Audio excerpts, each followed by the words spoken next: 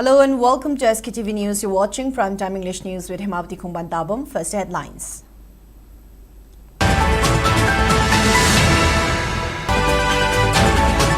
Students' voices will always get priority, says Chief Minister Imphal after meeting DMU Students' Union.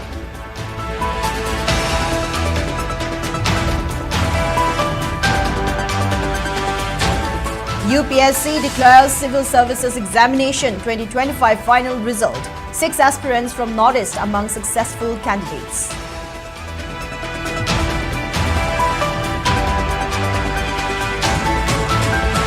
Prime Minister Modi says agriculture remains a backbone of Indian economy, an important pillar for country's long-term development.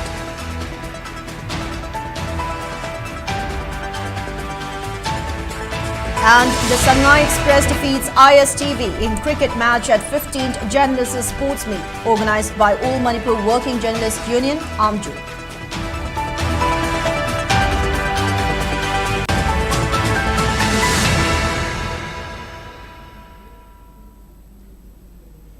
Now let's take a look at the news in detail.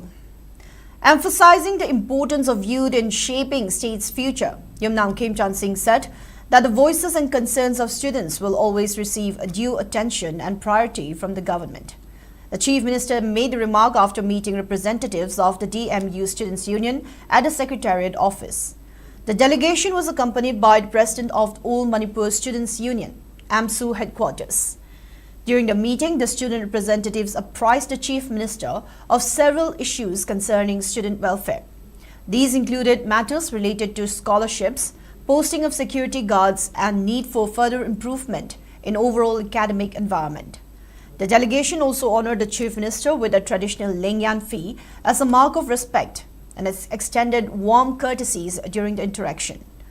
Appreciating the constructive approach of the students, the Chief Minister assured them that the state government remains committed to supporting the aspirations of the youth. He added that the government would make all possible efforts to address the concerns raised and continue working towards strengthening a safe, supportive and progressive academic environment.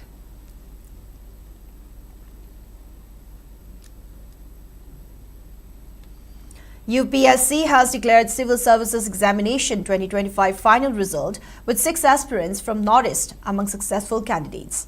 As many as 6 candidates from Manipur have successfully cleared the Civil Services Examination 2025 conducted by the Union Public Service Commission, UPSC, bringing pride to the northeastern state.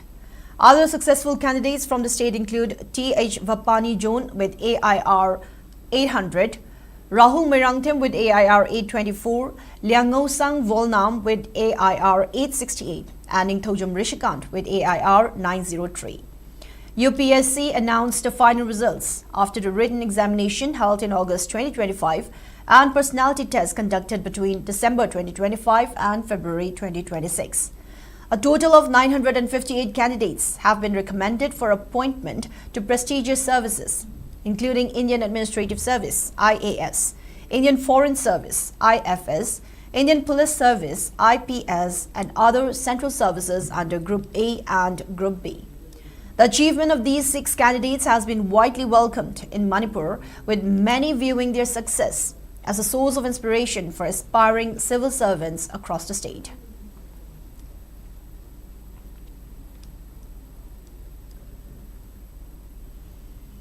Officials of the Department of Agriculture, District Administration officials and staff of Krishi Vigyan Kendra, KVK Chandal, attended a post-budget webinar on agriculture and rural transformation, addressed by Prime Minister Narendra Modi today. The program was viewed online at the conference hall of the DC complex, Chandal. Addressing the session, the Prime Minister said, agriculture remains the backbone of the Indian economy and an important pillar for the country's long-term development. He noted that stakeholders had played a significant role during the formulation of the budget and emphasized that their suggestions are equally important to ensure effective implementation of post-budget initiatives. Highlighting key government schemes, he referred to Pradhan Mantri Kisan Samman Nidhi and reforms in minimum support price that provide farmers with returns of at least 1.5 times the cost of production. He also stated that more than 10 crore farmers have received over 4 lakh crore rupees under the PM Kisan scheme, while nearly 2 lakh crore rupees insurance claims have been settled under Pradhan Mantri Fasal Bima Yojana, adding that institutional credit coverage for farmers has now crossed 75%, helping reduce risks and ensure economic security for the farming community.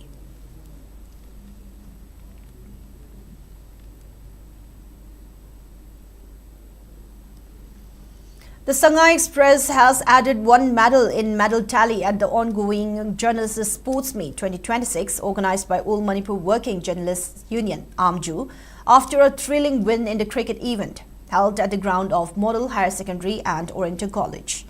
The team defeated ISTV by 49 runs in the final match, bagging 10,000 rupees in prize money. Earlier, Shanghai Express had beaten Impact TV, while ISTV defeated Media Unified to reach the finals. Meanwhile, Sktv's is currently in second place with a total of 13 medals, including 5 gold, 3 silver and 5 bronze. More events including football are lined up for the final day of the Journalists' Sports Meet tomorrow at the turf ground Lamlong Thongkong.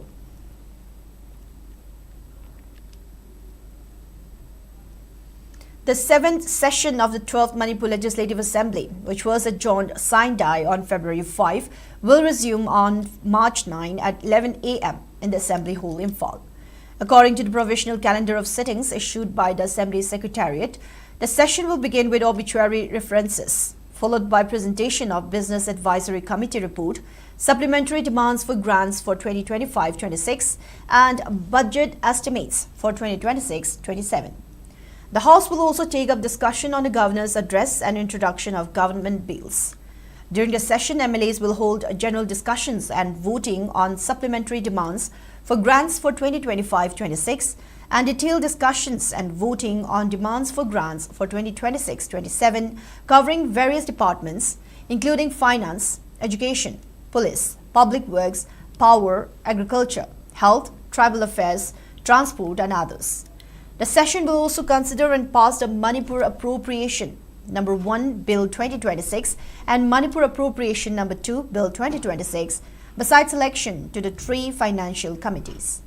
Question hours and other legislative business will be taken up on scheduled days, while March 14 and 15 will remain holidays with no sittings. The session is scheduled to conclude on March 17, 2026.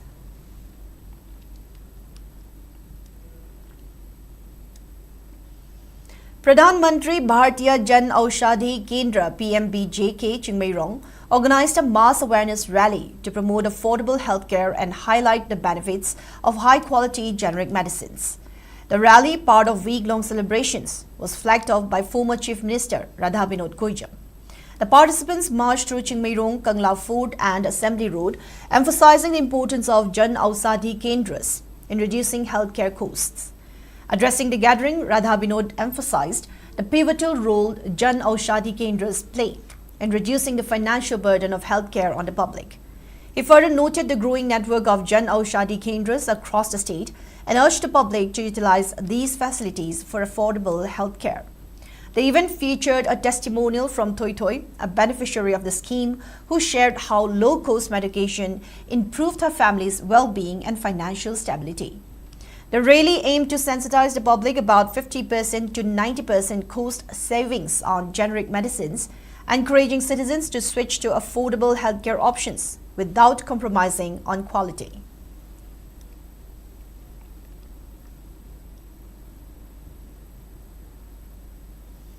Students Association for the Development of India's Northeastern Region, SADINER, organized Northeast Development Summit 2026 at TTJ Auditorium, IIT Madras yesterday. The summit was led by President Ural Oinam and the organizing team of SADINER, with collaborative support from the Northeastern communities of IIT Delhi and IIT Kharagpur, along with the Chennai Manipuri Forum. The event aimed to create a platform for dialogue on the development, opportunities and challenges of India's northeastern region, bringing together policymakers, academicians, professionals and students. In his speech, Professor Satyanarayana N. Gumadi, Dean of Students at IIT Madras, highlighted the role of academic institutions and student-led initiatives in fostering inclusive development and collaboration across regions. Delivering keynote address, Patricia Mukim, editor of the Shillong Times and a Padma Shri awardee, spoke on governance, the role of media, and the socio-economic realities of the northeastern states, emphasizing the need for greater national awareness and engagement with the region. The summit also featured a panel discussion with distinguished speakers, including Ketrumayum D.P. Chanu, IAS, Assistant Collector of Tiruchirappalli, Pastor Wapang Toshi, President of the Northeast India Welfare Association, Chennai, Dr. Dayananda Samurai Latpam Sharma, Head of the Department of Medical Physics at Apollo Proton Cancer Center, Chennai, Dave Conwar, Director of Communications at SRM Institute of Science and Technology and former NDTV journalist, and Dr. Monalisha Chakraborty, Assistant Professor at the Madras Institute of Development Studies.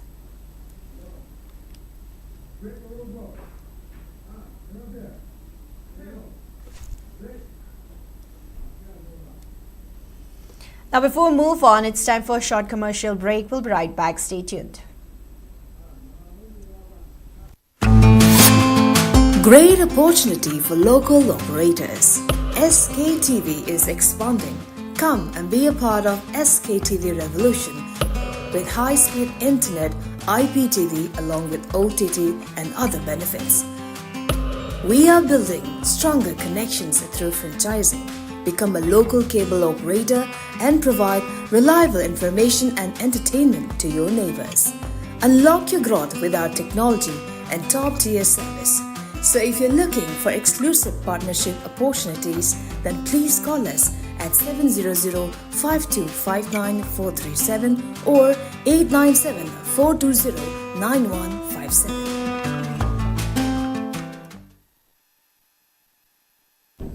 Welcome back. You're watching SKTV Primetime English News. More news and updates.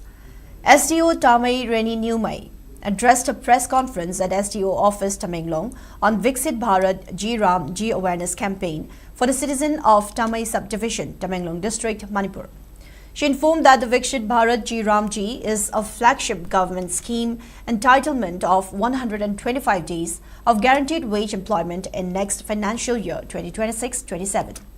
Emphasizing that the scheme aims to improve water security, rural infrastructure, livelihood infrastructure, and disaster mitigation, the SDO said that it will incorporate biometric authentication, GPS tracking, and AI-based monitoring to ensure transparency and accountability.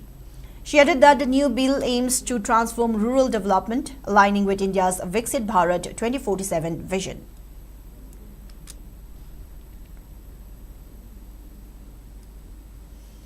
A media conference on Viksit Bharat Guarantee for Rozgar and Ajivika Mission Gramin Act 2025 VBG Ram G was held at the SDO office Tamenglong to discuss the new rural employment scheme. During the conference, SDO Tamenglong D. Maidinbui announced a formal launch of 6 weeks thematic IEC Information Education Communication campaign on VBG Ram G today. The campaign aims to educate villagers in Tamenglong district about the new act, which provides 125 days of work for job card holders, up from 100 days previously.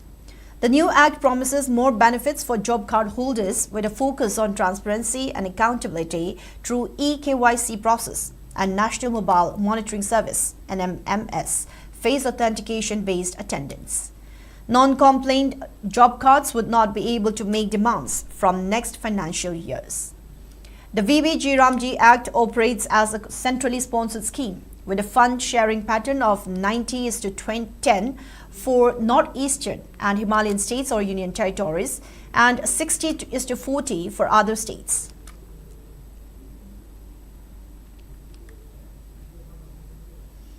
SDO Tamai Reni Newmai addressed a press conference at SDO office Tamenglong to raise awareness on Viksit Bharat G Ram G campaign for citizens of Tamai subdivision in Tamenglong district. She stated that the scheme is a flagship government initiative that will provide 125 days of guaranteed wage employment in the financial year 2026-27. The program aims to strengthen water security, rural infrastructure, livelihood infrastructure, and disaster mitigation in rural areas. To ensure transparency and accountability, the scheme will incorporate biometric authentication, GPS tracking, and AI-based monitoring mechanisms. She added that the initiative is expected to transform rural development while aligning with the Government of India's Viksit Bharat 2047 vision.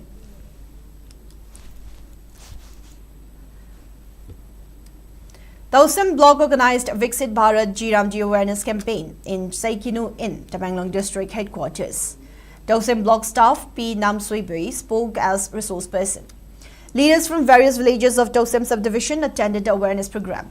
Viksit Bharat G is the flagship government scheme entitlement of 125 days of guaranteed wage employment in a year.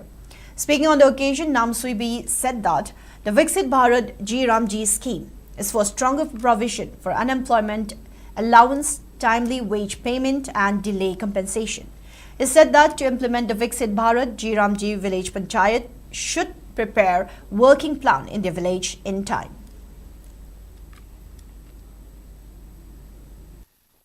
MGNREGS haida matamda hana khangami haida matamda kari hana kaugira Viksit Bharat G hana koi kaugni hana mayam ena awareness koina haibi adabu ahaiba mi larikra baba haiba mi gyan da mi na explain to bi tare khun koi WhatsApp village group da si upload to bi gini daga download to draga su masam sai phone dagi download to raga pathok bi ai PDF da koi tharak ni hana ani. Manipur University Tribal Students Union (MUTSU) fully supports the Tribal Youth Council Manipur's demand to operationalize the Tribal Girls Hostel at Old Ambulan, Imphal. In a press release, MUTSU Information and Publicity Secretary Galshanglung Gonmei stated that the hostel, vacated by paramilitary forces on September 20, 2025, remains non-functional, affecting tribal girl students from remote areas. It further said that the students face financial and logistical burdens due to the delay. Affirming its support for TYCM's ultimatum until March 10, 2026, MUTSU announced its preparedness to join democratic agitations. It also appealed to the authorities concerned to meet TYCM's demands within the stipulated time.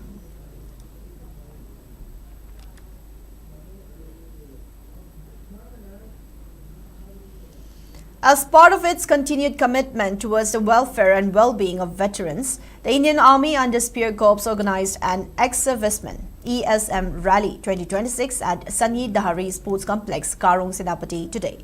The rally brought together veterans of the Indian Army and Assam Rifles, serving as a comprehensive outreach platform for ex-servicemen, Veer Naris and their families from across the region.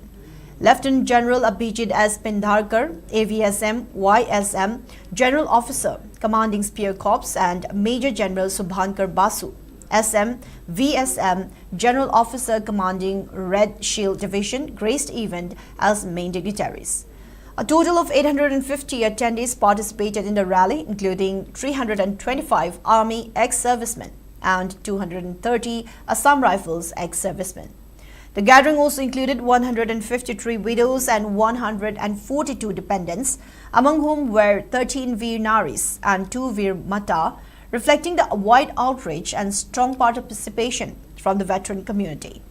The rally, themed Honoring the Past, Inspiring the Future, provided a single-window platform to address grievances, facilitate access to welfare and administrative services, and further strengthen the relationship between the Army and its veterans.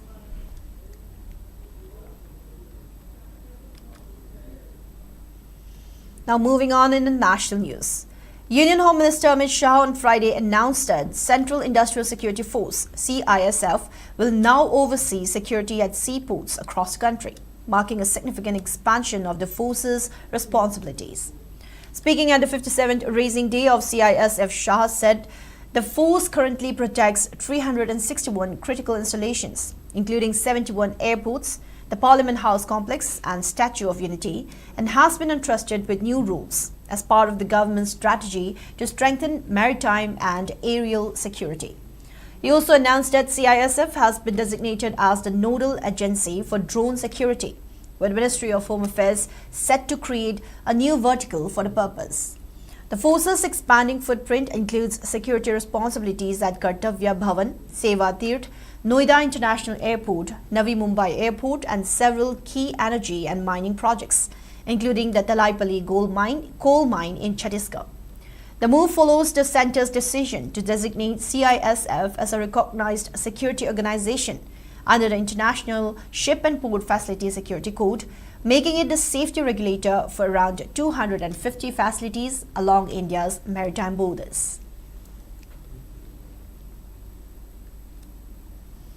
Two Indian Air Force IAF pilots, Squadron Leader Anuj and Flight Lieutenant Purvesh Durakar, were killed after Su-30 MKI fighter jet crashed in Assam's Karbi Anglong district during a training mission on Thursday evening. According to IAF, the aircraft had taken off from Jorhat Air Base but lost contact with ground control at around 7:42 p.m.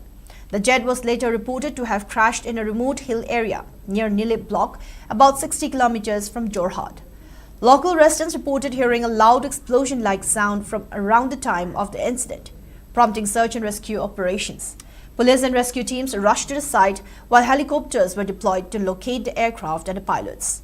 The IAF confirmed that both officers sustained fatal injuries in the crash and expressed deep condolences to the bereaved families.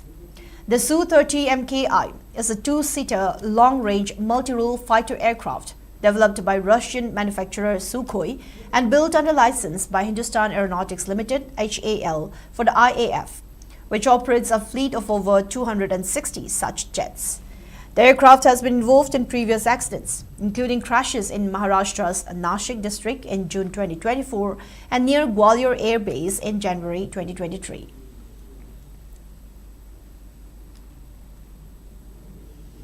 And now in the weather report.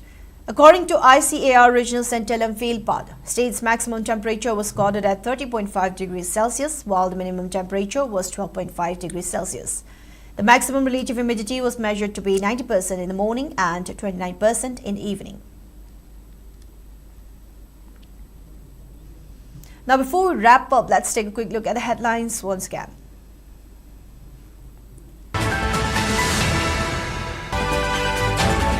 Students' voices will always get priority, says Chief Minister Kim Jong after meeting DMU Students' Union.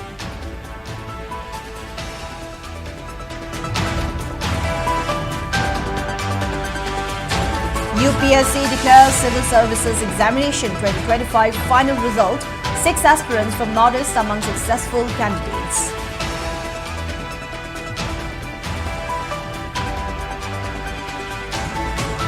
Prime Minister Modi says agriculture remains a backbone of Indian economy, an important pillar for country's long-term development.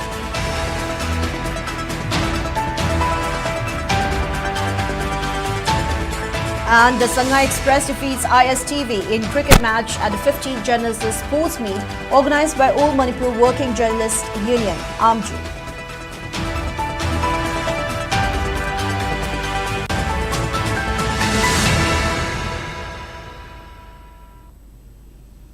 Now that's all we have for today's Primetime English News. Thank you for watching SKTV. Keep watching for more news and updates. Have a good night.